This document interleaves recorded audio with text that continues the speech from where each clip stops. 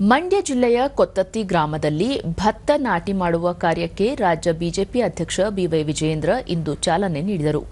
ಈ ವೇಳೆ ಶಾಸಕ ಸತೀಶ್ ರೆಡ್ಡಿ, ಮಾಜಿ ಸಚಿವ ನಾರಾಯಣಗೌಡ, ಬಿಜೆಪಿ ಜಿಲ್ಲಾಧ್ಯಕ್ಷ ಡಾ ಇಂದ್ರೇಶ್, ಮುಖಂಡ ಇಂಡವಾಳು ಸಚ್ಚಿದಾನಂದ ಸೇರಿದಂತೆ ಬಿಜೆಪಿಯ ಹಲವು ಮುಖಂಡರು ಉಪಸ್ಥಿತರಿದ್ದರು.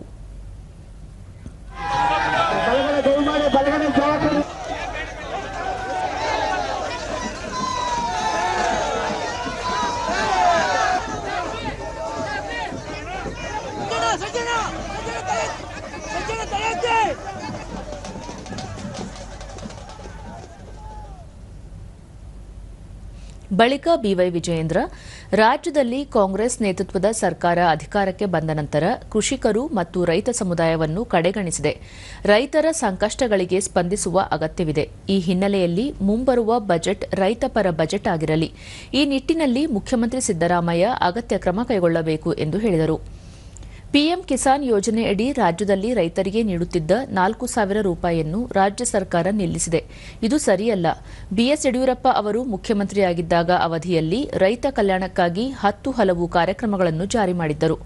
ಪ್ರಧಾನಿ ನರೇಂದ್ರ ಮೋದಿ ನೇತೃತ್ವದ ಸರ್ಕಾರ ರೈತರ ಅಭ್ಯುದಯಕ್ಕಾಗಿ ಹಲವು ಯೋಜನೆಗಳನ್ನು ಜಾರಿಗೊಳಿಸಿದೆ ಎಂದು ತಿಳಿಸಿದರು. ಖಾತರಿ ಯೋಜನೆಗಳ ನೆಪದಲ್ಲಿ ಒಂದು ಕಡೆ ನೀಡಿ ಇನ್ನೊಂದು ಕಡೆ ಅದನ್ನು ಪಡೆಯುವ ಕೆಲಸವನ್ನು ರಾಜ್ಯ ಸರ್ಕಾರ ಮಾಡುತ್ತಿದೆ. ಅದನ್ನು ವಿರೋಧಿಸಿ ಸದನದ ಒಳಗೆ ಮತ್ತು ಹೊರಗೆ ಹೋರಾಟ ಮಾಡಲಾಗುವುದು ಎಂದು ಹೇಳಿದರು. ಬಿಎಸ್ ಯಡಿಯೂರಪ್ಪನವರು ತಮಗೆ ಗೊತ್ತಿದೆ, ಹಿಂದೆ ಪ್ರಧಾನಮಂತ್ರಿಗಳು ನರೇಂದ್ರ ಮೋದಿಜಿಯವರು ಕಿಸಾನ್ ಸಮ್ಮಾನ್ ಯೋಜನೆಯನ್ನು ಕೊಟ್ಟರು. 6,000 ರೂಪಾಯಿನ ಆ ಕೋವಿಡ್ ಸಂದರ್ಭದಲ್ಲಿ ರೈತರಿಗೆ ಕೊಡ್ತಕ್ಕಂಥ ಕೆಲಸ ಮಾಡಿದ್ರು.